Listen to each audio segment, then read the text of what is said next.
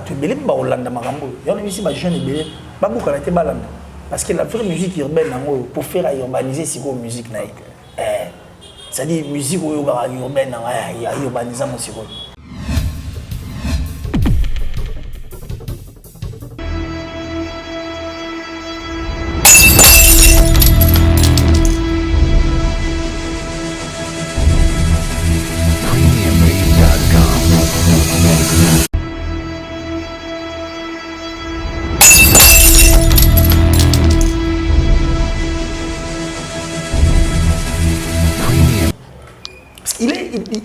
ça dit c'est Azam Moutouan ça hors pair. Il est lui quoi. Il est égal à lui-même, il est lui. T'as la facilité l'artiste nigérien comment non pour l'artiste pour pas besoin dire complexe comme on est complexe mais ce Moutouan ça va featuring na ba bateau oh ça il a français moi ça il a américain comme on est complexe et bang ça biso. Or sous autres c'est rien.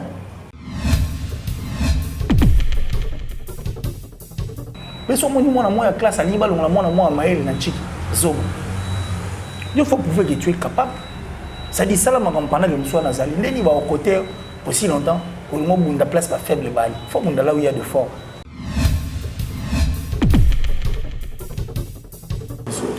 Tous les artistes et musiciens, on parle. À Tabato, mais quand même qui est typo, Azagan, c'est pas un gros, c'est un grand. Et puis c'est vraiment une légende de notre musique.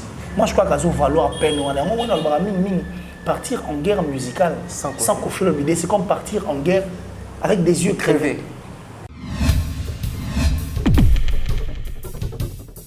Toi qui disais à tout moment que Fergo là non à Pessi qui Fergo là au biso de quitté et je crois que tu es maintenant satisfait par rapport à moi. Je suis satisfait par rapport à mon album. Mais si on a sur la pause à faire là ça bise sous donc ça est ah ça alors ezangi soni ezangi na moi le côté il faut que na biso ka boye to ko pas na ngoni tipo te niveau na biso te le ba comme le ba que français on a fait français aime bien na wana français te so te bon aime ni ki kongo bona na ngone aime français bien ah papa ko la na mama ah ba aime français bien ils ont distraction biso lota na ngala to la mukana lingala to lota na ngala papa. Les tout temps, on les tout bas français, na c'est quoi la parole balingala. Je crois que Sankara de Kunta, à gros c'est exclure le monétaire, tu peux pas à gros combien le monétaire, il faut ça. Ayat, asa la mata moni nga sala mawera. Ni asa tout ça mawera na Zakari. Asa la mota bon na wengi mais ataye mo ça dérange pas mais l'essentiel tout ça là biso tout. Parce que bateau ba au là ba ça y peut bien ennemi.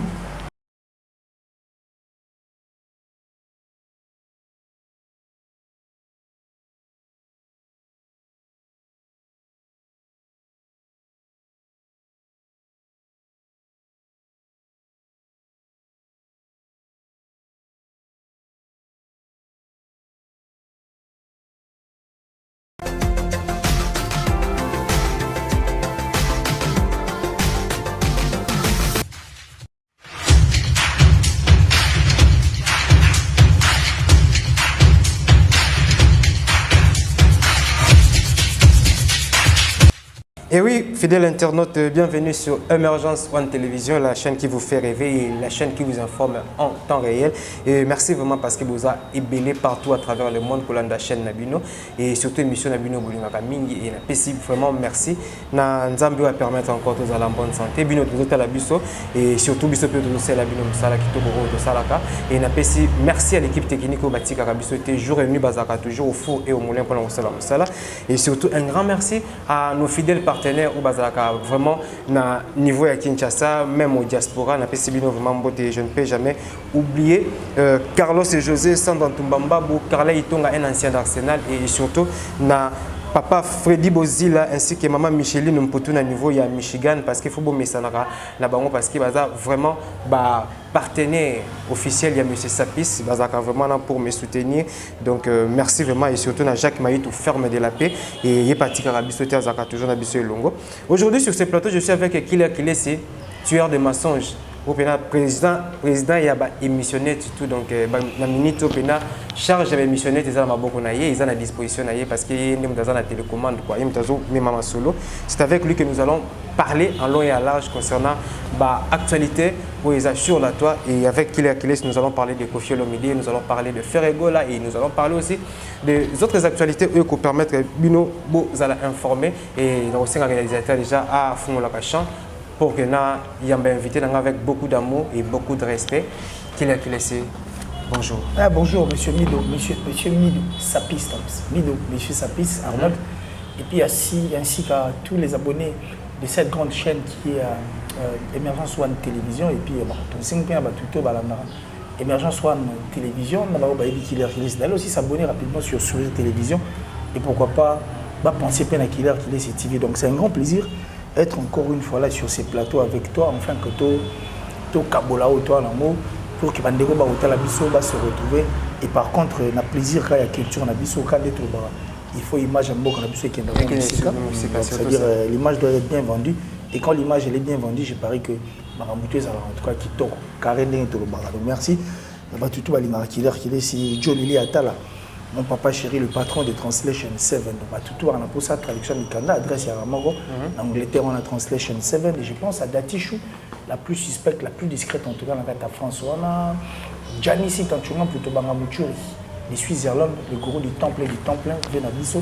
Et puis Yannick Kaïn à la vraie monnaie invisible depuis la Belgique. Et je pense encore à Delpire à venir, André Malou, prêtre donc au Mirabeau Twitter. Et j'ai dit à Guy State. Guy State en tout cas depuis les États-Unis parce que lui c'est un Stétois, un frère avec qui on s'est dit tout sauf rien. Et merci à la top modèle, la plus sexy, la plus belle entrée de sa ville et de son pays. Et je pense comme ça à Bill Mobuka, donc l'autre Bill Mobuka ainsi que toute la famille Mobuka. Ma maman chérie, maman Julienne Diebo Bissendi. Donc c'est un grand plaisir en tout cas. Et puis je suis de cœur avec maman Odette depuis la France qui a perdu son fils. Donc mes condoléances les plus attristées. Courage et je pense que Nzamenda est bien quoi. Ok, merci Killer. Donc je ne peux jamais commencer cette émission sans pour autant saluer M. Bill Mobuka ainsi que la famille Mobuka Mobimba. Donc ma chérie Père Ruiz ainsi que sa sœur. Donc merci vraiment. Vous avez toujours branché pour la Colanda Émergence en télévision. On a rappelé la rabine toujours rester toujours branché parce que Makamamala vous avez toujours. Killer c'est le défenseur de la culture et Killer c'est comment évolue la culture et surtout la musique congolaise. Ouais, moi je crois que la culture évolue bien et la musique congolaise aussi également, surtout pour ceux-là qui veulent faire bien. Et je crois que Bazo accompagnant on a Nebiso Tolingaga et déjà quand on a si ma culture tu as vu nous savons photo ça la pour et puis tu es bien le tu as pour la culture parce que dans le baron les bien les musiciens belé que beaucoup ils ont la culture ça beaucoup moins donc culture dans la politique nango oyo biso tout yebi récemment pour attendre chef de l'état peut ça projeter par rapport il y a 100 jours je crois que culture il a quantité au monde il ba téléma il pas le belé donc ils ont le mot ils ont d'une grande importance et puis ça image en moka parce que ceux qui ont été et aux alois mokili mo ezanga sanza ezanga moi ezanga étoile ezanga mopepe ezanga en tout cas banzete imaginez ce que mokili mo ezanga banzete ezanga biloko to zo loba moni ki ozala penza kitoko donc la culture fait vivre toute une nation. Ça fait vivre toute une nation, raison pour laquelle chaque tribu au monde à chaque communauté sa culture il y a peu dans chaque province au Kékou no kuta pe ba culture na bango na chaque ndenge na bango manière na bango et ça la différence il y a makambo ebele donc c'est pour dire que c'est d'une grande importance en fait tous en Simanango et on a vu ceux qui ont bien parce que bateau bazo ça la bien on continue ça la bien pour le plaisir le bonheur et la culture na biso. Oui, merci Killer c'est lutte au bandi on le loté depuis jeunesse nayo qui nous occupe nango pozoko banango et quoi aider biso juste étant à 3 nombres au yobi qui note nga tant que défenseur na bi pe que moi 3 mots peut ba accompagner nga to même encore culture on peut te défendre toujours malam. Mais bien sûr, je t'ai parlé de tous ces généraux qui font bien. Tenayo tanga ta 3 nombres au yobi na ngi ba accompagner. Ceux na tangi aux peu moins compliqué parce que tangi 3 nombres au moins 10 mois na simezangi. Évidemment, je sais que basé Billy mais nga ngi 3 nombres de référence quoi. Je crois que si on attend le 3 nombres ba ko m'appeler culture na biso mo musika et surtout il y a en fait la culture est vaste hein. Na de tout que nous côté musique. Mais côté musique on a Koffi Olomide. qui nous accompagne et qui continue à accompagner parce qu'il a plus de 24 albums à succès et puis il a plus de 65 ans d'âge. Mazo Konye a fourni un effort et aujourd'hui, il est ambassadeur, il y a culture, il y a Mboka Nabiso. Si vous avez sa projet d'ailleurs, le 15 avril, le 15 avril 2023. Donc, c'est un projet, sa vision par rapport à notre musique. On sent que c'est une personne qui veut que notre culture aille de l'avant. Et je crois que l'Ogo Yazo, ceux qui sont artistes et musiciens, comprendre ceux qui accompagner la musique. Ça, c'est déjà du côté de la culture, du côté musical. Surtout du côté théâtre, par exemple. À tourner un film, il y a Simon Guimam. Film, on est ça la tour du monde. Ils ont accompagné la culture à Mboka Nangaï. Vous comprenez? Surtout qu'il y a côté, par exemple, le professeur, son nom a échappé. Dès à côté, il y a l'Académie des Beaux-Arts. Je crois qu'il y a évolué. Il y a aussi le professeur l'État, je crois. Il y a combien vous allez belé? Ils allaient belé. Donc c'est difficile qu'on s'y trois aussi longtemps que Bateau, on a la force. On a l'effort, enfin, que la culture de musique, quand bien même. Ministère de la Culture sur lequel apparemment la culture est abandonnée la triste sort moni ba fournir ba effort na maigre moyen na bango na oba na mona mutu pour qu'ils comprennent la musique. Donc ce sont des gens à féliciter et puis à applaudir en tout cas infiniment. Oh, il faut tous avoir rappel à ce moment où accompagner. Ok, merci. Parlons de Koffi Olomide parce que nous sommes au 21e siècle et le bien que Koffi Olomide avec 24 albums à succès. Et depuis tout ça, dans le 21e siècle, qu'il est clé. Koffi Olomide parmi 24 albums, est-ce qu'on peut dire qu'aujourd'hui Koffi Olomide est l'artiste Oyo à travailler ma casse dans le début du 21e siècle? Mais bien sûr, tu as vu les efforts qu'a fourni Koffi Olomide. Kobo Sanaté et Koffi Olomide a sali pratiquement 10 ans. On aurait pu démarrer qu'il n'a Europe. Et puis, dans 10 ans, là, il devait se démarquer. Dans 10 ans, au Koffi Olomide, si c'était d'autres artistes, donc il a beaucoup travaillé à travers ma casse. Et puis, dans 10 ans, malgré Marambuto, Biso Toyebi, à Pessi Biso, d'abord, ils ont un combo. En dehors, d'abord, ils ont un combo. Imaginez que dans 4 musique, la voix féminine est comme on dirait espèce en voie à disparition. Mais Koffi Olomide a propre effort à récupérer Sœur Nabiso l'honorable qui était Candy Kunku. Aujourd'hui, elle est Cindy Lecoeur. Ça dit Wanko, c'est l'honorable. Une femme qui ne parle vraiment pas trop, mais ça va score à ma casse. Et puis elle continue à bercer mes thèmes à Nabiso. Elle continue à espoir que la voix féminine va disparaître et aux salles. Tout ça, ce sont les efforts de Koffi. Et puis quand Koffi Morwana a une touche et révolutionné puis Marabobele. Et puis c'est même Koffi dans le cadre de la culture la biso. Imaginez qu'il y a 10 ans il y a Bimaraté. En dehors il y a passion à Zoyoka, mais à la base il y a succès à jeunes et belé. Et quand on clip nous sommes en face à Koffi, tellement nous besoin comprendre les. Mais après demain c'est bébé. Tu n'es comme jeune en haut, tel on va taper les sur. Donc c'est une personne à féliciter. Pour moi, c'est la personne qui a le plus travaillé. La performance, la perfection. En termes de production. C'est-à-dire les productions, mais les albums, et puis en dehors de l'album, il y a une collaboration, il faut tout le bango. Donc c'est-à-dire qu'il a eu à collaborer avec des personnes notamment soit quoi ça là. Mais ça quand même. À ça les gars n'enga na le baba. Musique na biso, pour zalaka makashi, il y a nécessité muta qui ne savent featuring les bandaté. Avec ceux d'ici, on peut aussi faire mieux. On peut avancer puis aller de l'avant. On peut former forcément oui ça là. Bah tout en bas au la biso va changer la vie. Aujourd'hui, c'est ce qui a payé cash au Nigeria. Il y a un payé cash au Nigeria. Excusez. Au Nigeria, les artistes et les musiciens, ça va fort, ça va soutenir, ça va faible. Donc pour créer un équilibre. Oui, mais ils ont créé un équilibre et puis une force. C'est-à-dire cette force aujourd'hui est payée cash parce que l'afrobeat au Nigeria, les Américains ils bouleversent la musique dans le monde. La facilité l'artiste nigérien comment on peut pas l'artiste peut pas d'habitude dire complexe comme on complexe mais ce mutuellement ça va featuring na ba bato oh ça na français moi ça na américain comme on est complexe et bang ça biso or sous autres c'est rien et c'est le mot biso il faut tout effacer mon cerveau na biso il faut tout le complexe wana tout là qu'on peut faire mieux exemple mot typique comment on fait le golo tout album net à compter dans sur mon après à compter sur force sur ça na biso. Tu vois, si on se dit que tout va s'aller net, qu'on finit de faire net, tout va aller dans la basse à la peu bon. il y a moins de ça la force. C'est ce qui a fait du Nigeria où ils allaient là. Et quand on a dit comme Chris Bob, à ça la featuring, moi il y a Nigeria. Moi c'est comme ça. Pourquoi? Parce que moi ça m'a contacté sur Bango, ça les force. C'est pourquoi je t'ai dit que Kofi Olomide a le plus travaillé, alors travailler. Na âge na Mangambasali, au moins il y a une compatibilité. Il est trop ténace. Il est vraiment ténace. Donc moi je crois que il faut qu'on le remercie. Et puis tout le monde, encore une fois là, que le président ne s'est pas trompé d'adresse en lui nommant en tant qu'ambassadeur de la culture. Il y a Mboka Nabiso. Ambassadeur de la culture Mboka Nabiso, mais on a remarqué son absence dans Expo Dubaï. Et c'était dû à quoi? Non mais écoute, je ne veux pas dire que c'est une histoire présidentielle pour sensibiliser à la présidence, vu que les institutions mondiales. Mais, à ce que je sache, Kofi Olomide c'est un artiste et musicien. Alors en étant artiste et musicien, peut-être que Likambo Expo et Yaki, après qu'il y a son contrat mort.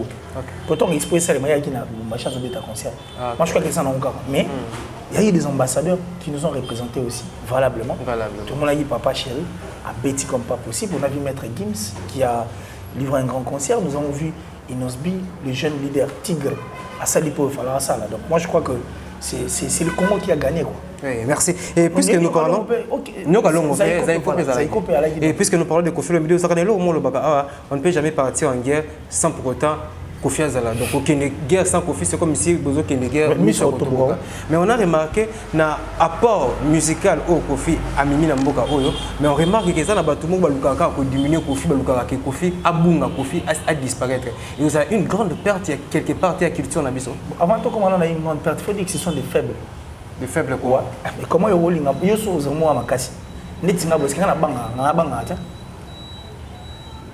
Parce que tu es sûr je suis sûr capacité aux c'est lui que je suis, voilà. Si vous est-ce que pour ce monde moi maël azoba ngaba que ça classe mususu c'est que ça zoba.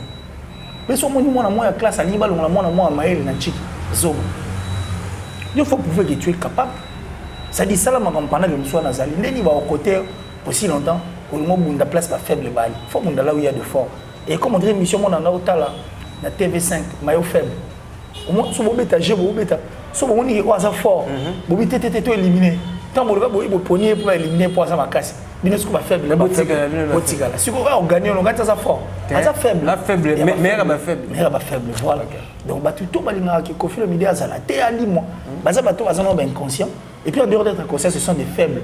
Il y a une importance, une grandeur, une valeur, il y a Kofi. S'ils savaient au moins qui était Kofi Olomide lorsque vous avez papa. 24 albums à succès. C'est pas une mince affaire. Et puis l'album on a de la première chanson à la dernière. Congo, ils ont Thompson Namiko, on a son scène de verticalité. C'est-à-dire oye manzembo, oye manaba combo ya bato. Et puis tu as la force ya Kofi Olomide. Et ça là que en 1992 l'album Kowet Terrible Gauche hein au dégâts moi et figura sur la liste 1001 albums. Donc, si on a très gauche, il y a le roi qui existe. Imaginez. Parce que si on a une musique à Kofi, pour l'accès, au moins, on vivre. Donc, Kofi a la liste, on est pour voyager. On ne peut pas voyager, il faut rappeler Kofi. Mais c'est une fierté pour notre musique. Et puis, en dehors de ça, on a un Magic System. Kofi a un point, mais en Côte d'Ivoire. Est-ce que vous avez si, on a eu à connaître Kumba Gawlo, certes, c'est un nom de la musique sénégalaise. Mais Kumba Gawlo peut pas côté peut pas comprendre que Kumba Gawlo mon sénégalaise moi il a fallu qu'il y ait aussi Kofi Olomide. Babé Tanzim le roi si. Kofi a été derrière Bapassi African Queen, on a Kofi grand prêtre. Petit là grand prêtre. A Roberto Beta Bercy. Azor il va définir Yemo. Mais à Bossani qui est grand là accompagné Bapassi on a Babé African Queen. Tu vois ce que je veux dire? Le même Kofi, les Français, pour qu'ils soient en moi ignorance. Moi, les gens vont insulter. Moi, je comprends. C'est logique. Si on est sur la boule. Je crois qu'avant ou après concert, sur mémoire est trahi, il était reçu sur le plateau de ITélé. Eux, on a l'impidité à français, la langue de Molière. Alors, le bangon, la France, devant ces blancs-là, la français, tout bien.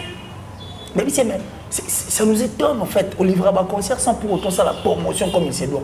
Mais tu fais les plans et puis différentes communautés race va te mêler à la bandule là au ça la nini toi les grands Kofi à l'époque Kofi faisait une audience mais là il est là ça quand audience on attention parce que Kofi pèse Kofi n'est pas un gros de la musique, c'est un grand. Mais il faut aussi confirmer qu'il ne pèse non seulement par rapport à son histoire, mais par rapport aussi à sa talent, à sa compétence. Mais justement, on a comme place, on a comme à place. Bah tout n'est question moi la télé. Mais en fait question que tu vas bisser, bah bisser, mais c'est une question des bandits. Oui, l'équipe est Junel idée. Abi non, abi oui. Moi mindele. Bah tout baby Junel idée. Bah tout bah mon Junel idée, bah tout Junel avec la musique. Bah tout bah bien la musique à Junel idée. Babi, que non, tu es plus que le grand Johnny. Pourquoi? Parce que toi, tu es le monstre de l'Afrique. Et pour toi, Johnny, l'idée, elle aura plus qu'en France. Ah. Mais humilité qu'on fait ça, là, non. Johnny, c'est un grand. À supporter, et puis à l'ingate, va comparer. Vous imaginez. Ça, c'est le grand Kofi. Et c'est dit, dans le plateau, on a Italie. Plateau, on a Italie. Sur Moutané, on a. Point il faut obéir à l'issonité, point il faut le bélaïté. Ba record na union surtout a tchaye mo battant a tchabisu ba combo quand même ba salle mo belé na monoko na biso to comment oluba voire même j'ai suivi une émission où l'artiste fait rigoler la dit ouverte mais là on a lingué la faire et moi ça en fait ça en dehors de sa simplicité en fait sa façon d'être vrai alors oui certes un moment ça ne tenait pas mais moi je crois que il a beaucoup fait pour notre musique que lui est encore loin hein. Il y a aussi la maman, mais il y a sa limite pour la musique. Tous les artistes et musiciens en parlent.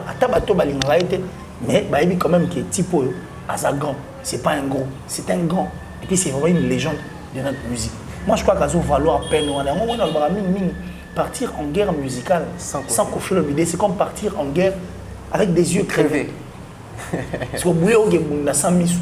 Vous avez déjà au Kofi, au moins au point prenez pas non au salamote. C'est dit là mon collègue Kofi a un problème avec l'internet. Il y a Makoso à la TV. Qui Makoso, le général Makoso, ivoirien. Ah mais vous blaguez? Kofi c'est un vieux père. S'il était ici en Côte d'Ivoire, c'est comme quand tu viens tu blagues avec Alpha Blondy, on va te tabasser. Ma place nous sommes Kofi.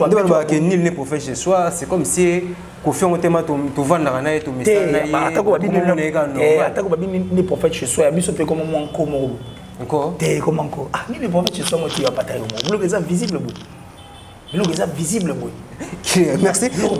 Question moi Elinga c'est que Kofi déjà a pris de l'âge, Kofi le comme aucun n'a fait en carrière et qu'il a ses connaissances musicales aux années. Ni niveau moi dans la carrière Kofi a ça au ça. Ni au Kofi a ça en carrière. Kofi a tout chanté. Musicalement il a tout fait, il a tout chanté. Donc Kofi a ça le côté là. Il a tout chanté. C'est-à-dire, sauf Kofi a 10 000 euros pour aimer ça bien. Un euro moins pour ça pour les gars. C'est la musique. C'est la musique. Kofi, c'est plus que la magie. Vous tapez ça,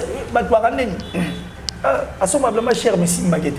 Mais tout le monde a quoi de la soigne, un costume, la cravate. Et Vandy, élégance, élégant. Tu vois ce que je veux dire? Ça se fait ici. C'est nous, quand Bisso Péto le Barak, non? Bisso Tobani, tout le Barak, tout le Barak, Kofi Olomide n'est pas zana, ça dit ah là il le baga. Kofi Olomide n'est zana, oh il boit mbaté, vous comprenez? Oh il boit mbaté, banzé nous sommes à Tchamo, bah tout va d'accord. Donc et le connaît le moment trop Kofi a mbaté à Miracle mais œuvre n'est pas œuvre où le lot est kangi depuis Lukatu. C'est plus non voire même l'Afrique. L'Afrique c'est le monde. Le monde. Et kangi République moitié du Congo raté. Ce que Kofi fait, c'est plus que de la magie. Et là, au moment où on est envoûté, après commenter, la personne qui m'a dit c'est un génie, mais c'est plus que de la magie. C'est plus que de la magie ce que Kofi fait. Et l'équipe magie, et là, on confie à ça là. Musique, moi, est percée. Et percée au pénal, donc ça dit, aux autres, tu as quitter au télémobile. Kofi va ça featuring au moment où on a répondu du Congo. Oh, et au tigre à la table sur le salé maté. Featuring, il y a chef d'œuvre. Kofi Olomide papa. Ce que vous voulez, que papa va dire à la grand chanteur, mais il y a qu'on a Kofi. Et puis on s'attend à Kofi Ayembi. Kofi Ayembi est un grand chanteur, tout est bien. Ayembi est Joski qui a beaucoup de temps. Ayembi est fait rigolo. Ayembi est Rémi Amissi. Ayembi est Rick Toutia. Ayembi est des chanteurs, je t'ai dit. Donc, vous comprenez? Devant un défi Kofi mais il est là, mais et puis il est présent au bangata, au boxer, pas au bête. Il y a qu'à capter. Quel est le niveau de développement de l'animation? Ndombolo. C'est un génie en fait. C'est plus qu'un génie. Kofi, genre à bateau, il faut attendre encore 1000 ans après tout le monde. C'est notre Kenny West. Carence, la musique. Mais carence karaté, les gens doivent apprendre. Carence, c'est un Dieu sait comment Mamouri Salima. Dieu sait comment Mamouri Salima. C'est notre Kenny West. C'est-à-dire, Kenny West, on peut sa chance aux États-Unis. C'est le même pour Kofi Olomide. C'est une personne qu'on n'a pas donné la chance. Pourquoi? Parce que Bayoka touche une écriture, Bayoka vision. Ils ont compris que Tipo, c'est un gars hors pair. Donc ça dit qu'il faut tout éliminer. Nous, on a tout le ça Kofi Olomide. La image au balatissai. Certes, à un défaut. Ça tombe pas. À sa qualité. Nous, on a tout. Est-ce que Kofi n'a pas d'amis d'enfance avec qui ils ont grandi ensemble? Si, c'est belé. Mais Kofi, ce qu'on fait, comment on a battu à tout. Son côté, il est toujours entouré des gens. Il est jovial. Du moins, moi, je me rêve. C'est quelqu'un qui n'est pas hypocrite. Que quand ça tient, ça tient. Quand ça ne tient pas, ça ne tient pas. Mais Sotali, Kofi, c'est un personnage et c'est une personne. La personne dont on a goûté est passée une autre personne. Et le personnage de Kofi Olomide, légende de l'homme institution, c'est une autre personne. Pour Moutoumou, on a la musique à l'Indra, et ça logique. Et ça, c'est Kofi Olomide. Et comme elle est pour la makamone. C'est même quand Moussa Zara Kofi Olomide, bon, on a Kofi Olomide, on a 24 albums à succès. Puis, tu as la razation à 66 ans, il est là. Oui, si parlons de relève, est-ce que Kofi Olomide prépare son relève après Kofi? Est-ce que Kofi a préparé jeune Moroboy, a préparé Moutou Moroboy, ou peut-être trop la qualité, ou Kofi a tiré les bissoyés?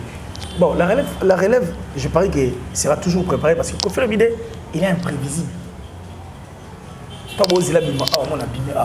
Il fait des choses. Et puis au moins, on a salaire équipe juste. Équipe juste. Là, c'est que ça. Le jour où nous étions, j'étais dans Delpeo. Imaginez que Moutou Hazard, c'est un spécialiste en fait dans ça. Moutou s'occupe de la fleur. On peau de fleurs à fleurs, il s'occupe de fleurs et puis on dirait que jardinier fleuriste. Mais c'est quoi? À ça, Moutou s'occupe de esthétique, c'est-à-dire la décoration, parce que c'était une décoration qu'il devait faire en fait dans les bandes de Delpeo. Il est du domaine. Mais à poser pour de fleurs place moi. À observer. À tenir, mais place on est place on est mais sauf mais quand tu en es et ça donne. Si pour le moment on a place on est juste na mon mouton. Ah c'est pas non. Nous venons pour un tournage d'une émission. Ça dit c'est Azam mouton ça hors pair. Il est lui quoi. Il est égal à lui-même, il est lui. Imaginez que tu es tournage d'émission. Nous étions entourés de techniciens. Les techniciens à placer, les techniciens à placer. Mais si nous avons une place pour nous, on dirait que nous avons proposé. À proposer une place, nous avons des techniciens. Nous avons la caméra. Tu comprends? Non. C'est-à-dire, il sait faire beaucoup de choses. Tu vois?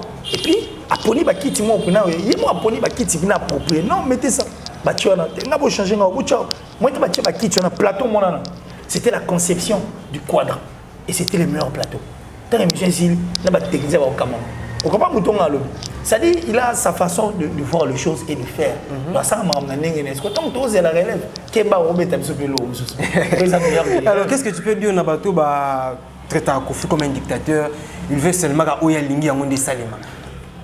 Mais c'est par rapport à lui, par rapport à son orchestre. Comment il y a ça dans mon place? Moutouné il a un orchestre, mais ça c'est le Camboyali. Tant qu'il a un seul musicien qui aime qu'il lance au sein de son orchestre, à ça le Cambo, il est moi bon moi tolérance on a pas n'habiter bien on peut toutefois écouter. On peut toutefois écouter. Na ba idée ba tu soit c'est à comprendre où il est. Donc je comprends bien qu'on fait le milieu aussi tolérant. Mais il écoute. Oui. Soit il va rater dans sa bello jeté. Soit il va rater dans le bamamba, le va rater pour na batu. C'est parce qu'il écoute. Pour Yoki à comprendre qu'il peut faire. C'est un humain à part entière. Merci vraiment pour que tu aies un deuxième sujet. Et par rapport, il y a Quartier Latin, parlons du Quartier Latin parce que c'est son orchestre, c'est entreprise propre à Koffi Olomide. À l'époque, on a connu des musiciens comme des Somono, on a connu des Passé Kossé, on a connu des Djikapé la champion, on a connu de Binda Bass, mais actuellement, c'est plus la même histoire. Le Moutou Abet Rambou dans le quartier Latin à Ibanité, Moutou Abet Radroum dans le quartier Latin inaperçu. Dans la voire même émission Koffi Olomide dans le plateau, habité ceux qui se disent les cœurs à commander, on les a pour la grâce à Koffi. Bateau Batikala et Sika Sindi à Outaki. Si le lopé Ibanité, car le club musicien est au quartier Latin, on a Ibanité. C'était juste pour se plaisanter, les musiciens, c'est kaki. Mais quelque part aussi, le vieux avait raison. Parce qu'actuellement, le musicien quartier Latin, c'est inaperçu. Fonctionnement change en orchestre, tout les années. Bon, comme je t'ai dit, Koffi, il est le dieu. C'est lui l'aigle en fait. L'aigle de cet orchestre. On comprend? Il sait. Mais moi, je crois que ce que comme un combo, il y a des musiciens, c'est connaître le volcan. Le chef d'orchestre, le guitariste, on a rappelé bien. Comment on est payé? Il y a un orchestre, c'est bel et bien, soldats, il y en a plein comme ça. Tout le monde. Mais justement, c'est ce que je suis en train de dire. Mais c'est ce que je suis en train de dire. C'est lui les dieux. Il est les dieux. C'est Dieu Mikolo Azofoula. Il est le Dieu. Il a une vision. Il a une autre façon de voir les choses. Il y a merci. Donc nous allons faire juste une pause et puis nous allons pour que tu continues suite à l'émission. De retour sur ce plateau, donc je suis toujours avec Kile sur toujours continue toujours. Là, c'était la première partie de notre émission.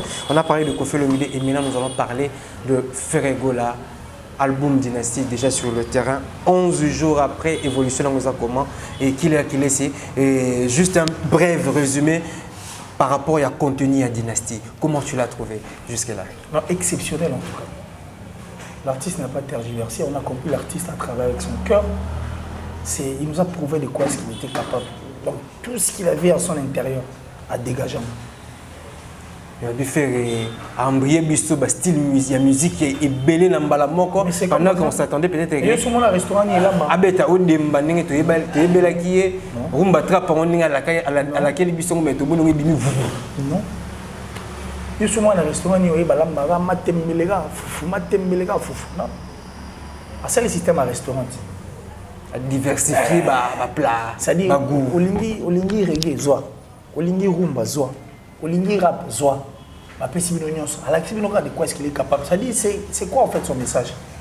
C'est pour vous dire que habituez-vous avec ça parce que comme le monde nanga yasika nouvel ordre musical yanga yasika c'est-à-dire bolinga te dans les jours à venir ça ma style nanga na bana robeta c'est comme ça que je vais commencer à jouer.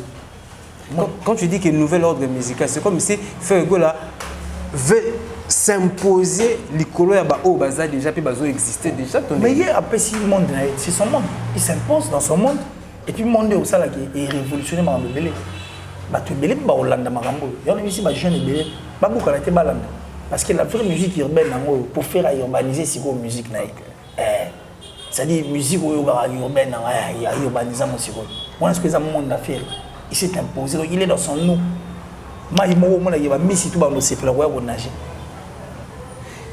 Toi qui disais à tout moment que Ferregola non a pessi qui Ferregola au biso de bela quitté et je crois que tu es maintenant satisfait par rapport à en tout cas je suis satisfait par rapport à mon album mais si on a sur la pause à faire là que ça biso sous donc ça oublié ah ça ezangi soni ezangi na moi le côté il faut que na biso ka boye to ko pas na no ni tipo et niveau na biso té qu'il est j'ai suivi l'émission de Ferregola avec Willy Kayembe faire le bibé Azara na Braza, à côté de monsieur Mobo, il lui parlait en français que noté faire la musique na yo, mais au coup biso mon ninge Mobo et ndako comprendre que non il fallait qu'il a même pas rumba trap na biso quelque part on trouve que en faire gola azana sens d'écoute et puis azana facilité ya koyoka pe ba fan pe ba horizon mususu pour à satisfaire pe ba quelque part. Mais si mais un artiste musicien conscient ne fait pas la musique pour lui. Il fait la musique pour la bassani bayoka. So yo sonne to yoka batute oza ko komi mutuni. Ce qu'on fait azagera artiste il est conscient que ça la musique pour la battre. Il y a un moment où il aime ça que faire rigolo pour la musique c'est quoi mamanzambi. Mamanzambi va tchango on esika liboso blo on c'est pesa blo kwa matamisi. Donc on se faire la musique esika liboso. Alors en mettant la musique esika liboso, musique comment pesa e ba retomber na mo. Ça dit abi non sa musique, ils ont la place à liboso pour na bato ba otala biso. Alors il faut yoka bato wana pour pesa bango loka bien. Pour lui n'est pas un escroc. Soit il a un concert à na machine té.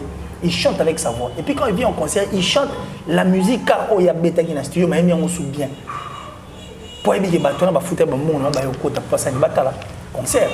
Tu vois ce que je veux dire? Donc il est vrai envers lui. Et c'est normal qu'il y ait un fanatique pour éviter que la musique on a ça pour la fan. Ce que tu as yoki, na kata studio, à retravailler sur ma camba, remuer marmite, il y a musique, il y a jet set. Le PC Bisso Dynastie, un chef-d'œuvre d'album. Chef-d'œuvre d'album. C'est-à-dire l'album sur boya ngora mutema be. C'est-à-dire toi il n'a pas dit quand même Kazamba. Pour ici faire là a tout donné, il a tout dit et il a tout donné. Quelqu'un qui a chanté et rappé. C'est-à-dire c'était du punchline, le flow dans cet album. Et puis l'album on comprendre que c'est un style qui datait de très longtemps en fait on fait rigoler. Sur le meilleur moment avec Mirage Supersonic. Au moins il y a un style bandim. Mais l'ora là officialisant. Yoka Biberon. Pour nous, j'aimerais que faire rigoler à rebander la Biberon. Pour la remix, à Tchamo les sous-tours. Chanson à Biberon. Si on remonte le temps, on va dire ok, mais justement, c'est comme ça que va comprendre que type oiseau a explosé. Non, moi, c'est les presses pour me faire moral. Ah donc presque qui conçu pour notre travail plus moral et affaire. Kasi pas quoi yate, ba mon que style la musique on a zo qui non tellement ba on ba ina vision mo ba ina projet na ba ba mon que muto ça na bien qui va so ça na ngo biso to biso za mabe. Mais quand même le kuta ate qui non essentiel. On dit la vérité n'escalier ba tout va comprendre ah Dieu a fait un biso nous les ne pena yango. Les gens ont compris la vision de faire, ils ont compris ce que faire est donné en fait à l'album là. Ba mon que type à l'ingéniosité. Il faut rien moto ba na pointer calé photo bumbisa. Mais tala ce qu'on nzambe alors qui veut tuer l'euro. Congolais, c'est comme ici à Sepelanelo, à Malamouté, sur le l'euro, à zo reprocher tout ça, à zo le Mouté, à ça là-bas, ça là-bas, même ton ça là bien, à moment que les réseaux sont autres qui ont assez gagné. Ça là, il n'ose vite. Le bas comme le bas, que français, on a fait français, aime bien, on a français, c'était. C'était bon à aimer, qui Congo. Bon, on a un monde aime français bien. Ah, papa, quand on a un français bien. Ils ont distraction, mis sur l'autre, à l'ingala, tout le monde, à l'ingala, tout l'autre, à l'ingala, papa. Les tout tambola tani tout bas français na seko ba ba lingala. Boka ba fufu wana. Qu'il est ici et tous autres toujours voulu faire la dynastie 17 titres et puis bonus moko et on a remarqué 4 featuring et puis 3 na ba congolais featuring moko na je sais. Oui, c'est une ivoirienne hein. Ouais. Oui, alors le choix pour ça la plus ba featuring car na ba na mboka pendant que tu dis que na ta il faut que le featuring na américain na français et apport donc ça ba featuring na ba musiciens étrangers na Isaac vraiment exactement. Je t'avais déjà dit par rapport à il y a featuring c'est une force en fait. Et puis ça prouve quand même faire effort. Il a compté sur lui-même. Dans l'album Moro Alina Binissa. Oh album est oublie ta mokilomba. Oh a imposé puis a instauré style néa qui est la rumba trap. Mandimi a compté sur moi parce qu'il sait combien il pèse et puis combien il est fort. Et puis tant moi que s'associer les sous pas ça featuring n'a pas congolais na biso ya ça prouve sa force, ça prouve comment il est fort, combien il est visionnaire. Moi ma featuring na banana ils en ont bien il y en a ma bête pour la visibilité na yo. Pour la visibilité OK. Mais il y a que sur 100% so c'est on va terminer 80% ils allaient à Bamou 20% ils allaient à yo. Et puis en dehors de ça so une zéro bien été et qui est pas idée. Donc tout compte. Texte, le tout compte. L'artiste avec lequel vous savez. Mais justement, et puis texte ni puis nzembo ni olmoye manayi. Au moins amna ke banzembo yo quand tu es outil la mais c'est volatilisé. Tu vois ce que je veux dire? Et tu as la pour la visibilité. Nous au moins tu as été visible va commercialiser après pour ici non au limo na. Et c'est nga banzembo bien. Et puis le but est que ça la featuring na moto américain to français to ni nzembo faut ça a succès. Non pas forcément, c'est faux. Parce que Davido auto beta na ni momi onani Nicki Minaj hein ba beta chant o bien monté et yo kana pété banzembo kutu plus yo kanisa banzembo down banzembo kutu plus yo kanisa banzembo abeti mo to mona ngo pe ana kina affaire gola akebeta na Kenya wana to chase bigi momia na to ediete as un jeune artiste mais tala ma nzembo ani sali et tombola donc featuring les en monté les en ma bête c'est bien ils ont peut-être pour et pousser dans le sens où ba fanatique à type on attend ba découvrir yo ba ko luka ba geta nzembo no mo bo sala ka ba so be mo stream mo nyando a featuring et là ils n'ont que ça wana mais à part ça rien de spécial pour biso tu veux que visibilité so et papa elimo so elimo ici so 20 ba base te ma il faut ba raciner ça donc c'est pour dire que featuring ya awa ils ont mieux les artistes parce que ils créent une force il y a biso et puis on dehors la force na biso surtout sur texte na bien écoute et puis so kumba biso musique après oui surtout en termes de minutage peut faire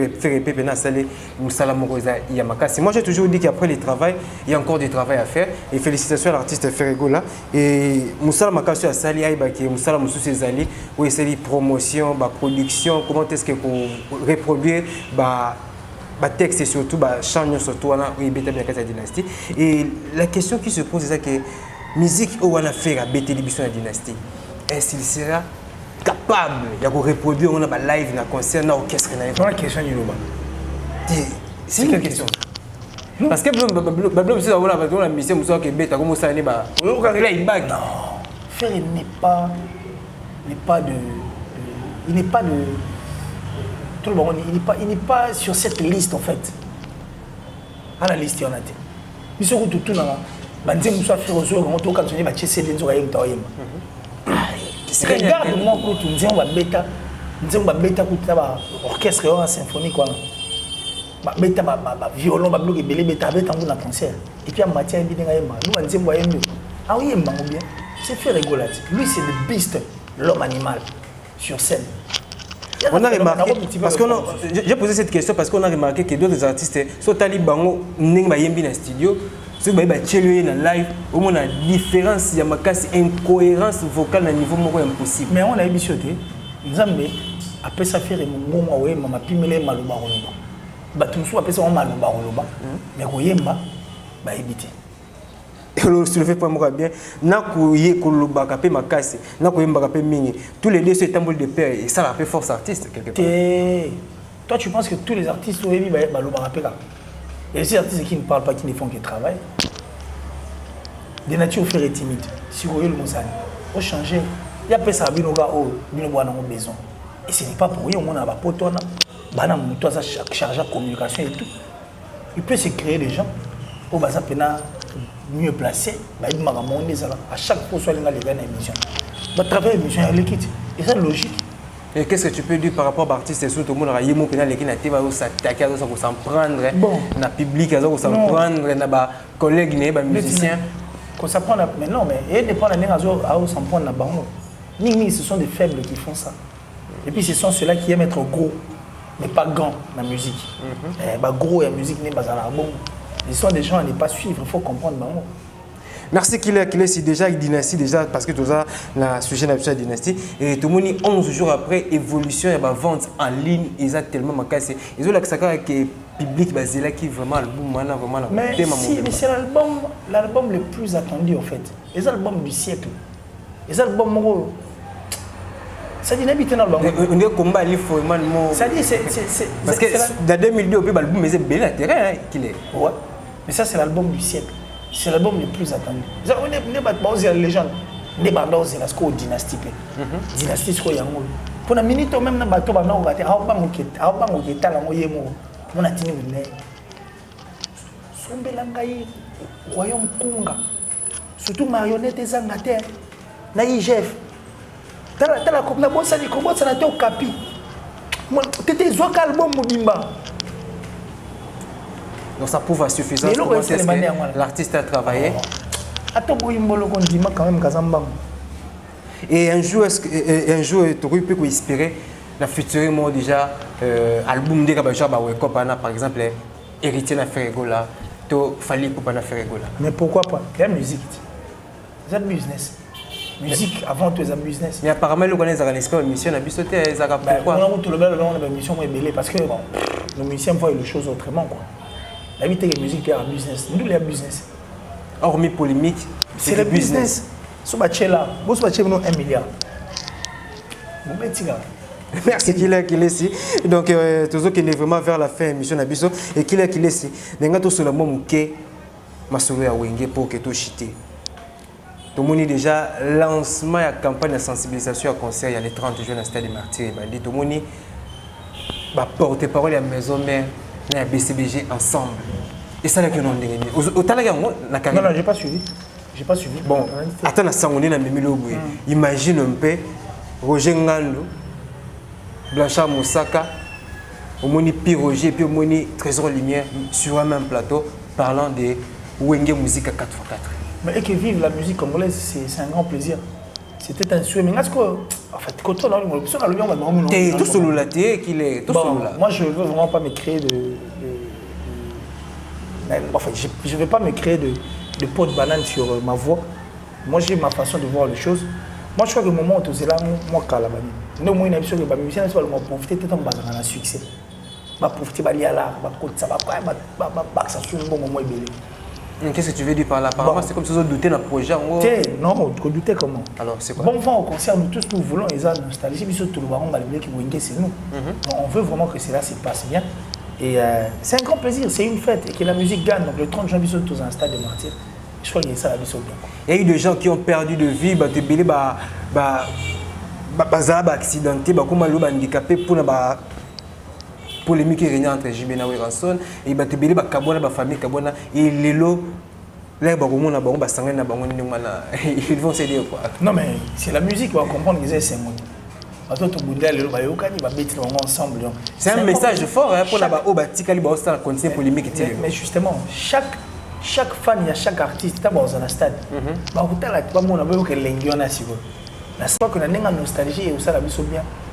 va se retrouver en tout cas.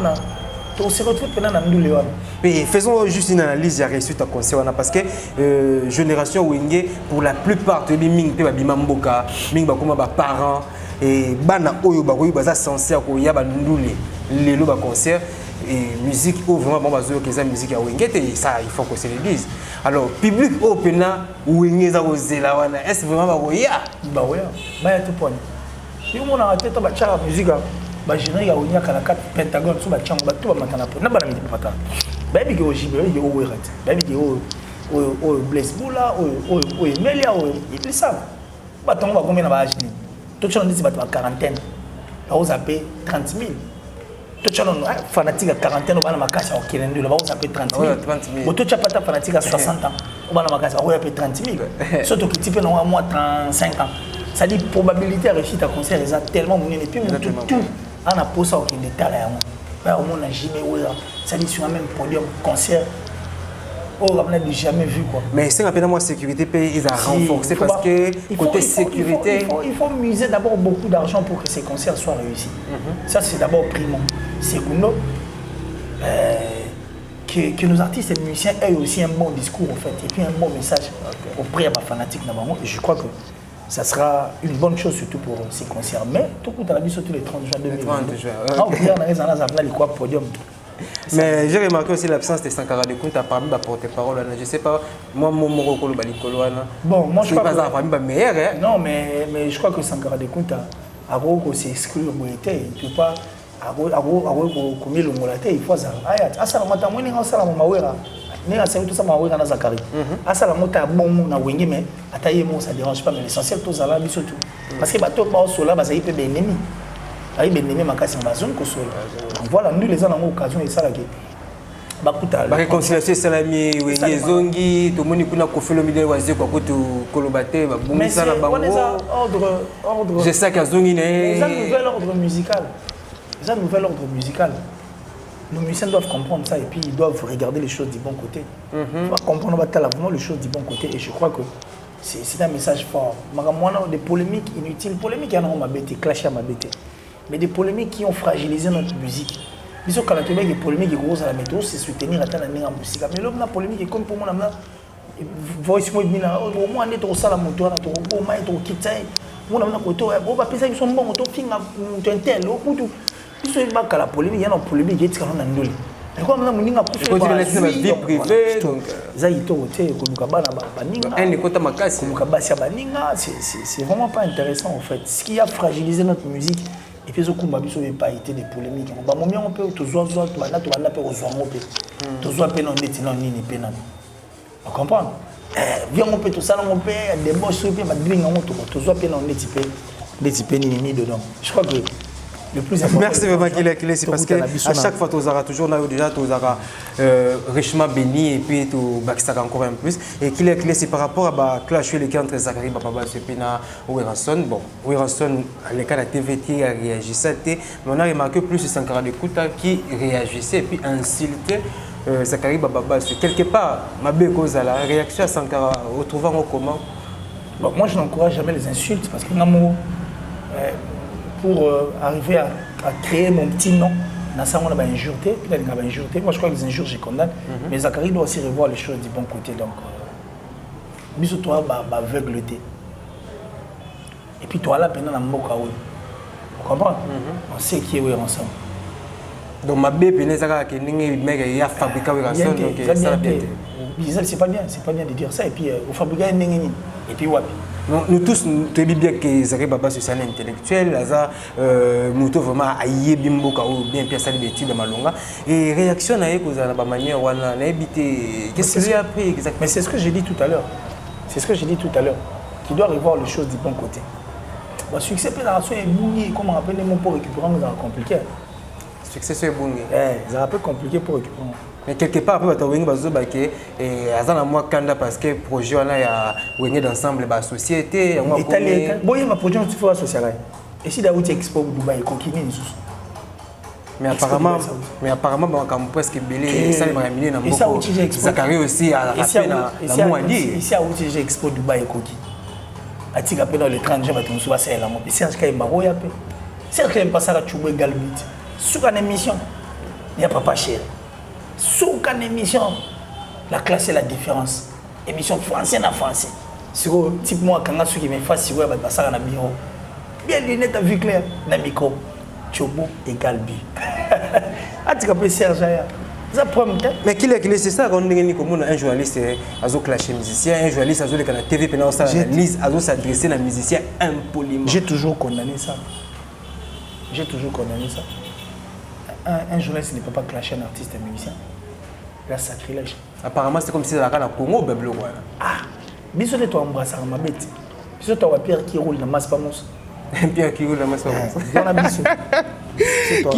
Merci vraiment. Donc, on est arrivé à la fin de notre émission. Merci à toi. Juste un message pour la bande de Kouazota la Bisso. Juste un message pour la papa Nabiso, Freddy Bozil, ainsi que maman Micheline Mputu Wazotala depuis Michigan, aux États-Unis. Bon, la sorcellerie n'est pas un travail d'équipe. Si tu es sorcier, reste sorcier seul. Et il ne faut jamais traverser les océans pour une personne qui sera incapable de sauter des flaques d'eau pour toi. Donc, merci. Merci à toi. La pensée, mais yo, ça. Mais au moins, la vie, avant de bien, il faut éviter l'orgueil, les mensonges. Hein? C'est-à-dire l'orgueil, les mensonges et l'envie. Trois choses où il faut éviter dans la vie néanmoins. Quand on vit à rater, vous allez le coup tâter, vous allez un peu orgueilleux. C'est très important. Vous allez bien pouvoir mettre la moto. Tiens, ici, tu as pour te faire des Suisses dans le gros du temple.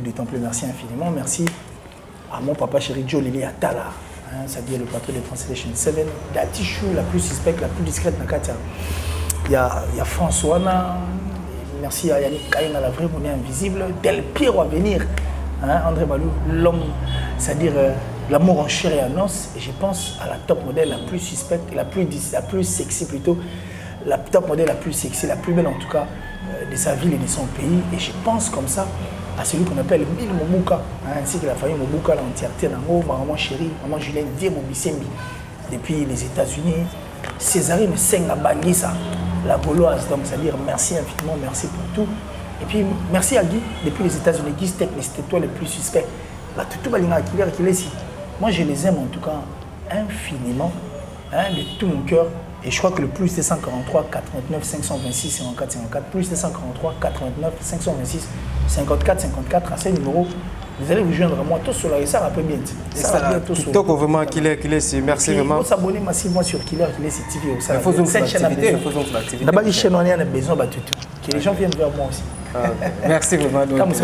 Merci donc il était de notre aujourd'hui sur ce plateau, il s'appelle Kilek. Il est ici, donc nous avons toujours naïe parce que c'est vraiment un frère. Donc na makambo to saka ou ba Kilek si baza pena batoyo ba la kisanzela et puis ba sala ka musala o ndenge singeli et puis azaka vraiment le bienvenu dans l'émergence sur une télévision et surtout bato ba linga hota la Kilek mingi. Donc merci, restez toujours branchés et puis beau s'abonner encore massivement sur l'émergence sur une télévision.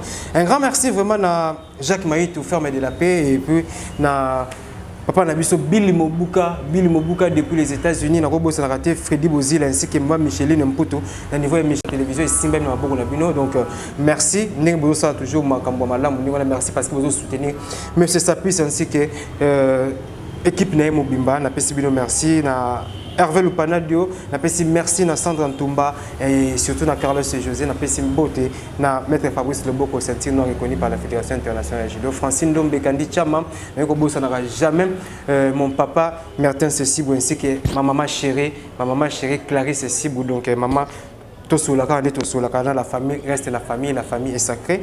Donc on appelle ça encore Mbote à ma maman chérie Valentine Ndombe. Mbote vraiment na bande ko tout bozota la biso et na ko bosara jamais de limbenga ainsi que pomme verte Zozo Mbenga, donc depuis le royaume de Belgique. Donc tout ça toujours ensemble. On appelle ça encore Mbote na Zitobo Ballon. Joyeux anniversaire à Zitobo Ballon d'Afrique du Sud. Et Mbote encore na Erika Mwanda ainsi que à Igor Fouloumé au niveau ya Turquie. Donc quant à moi je vous dis merci. On se retrouve très prochainement.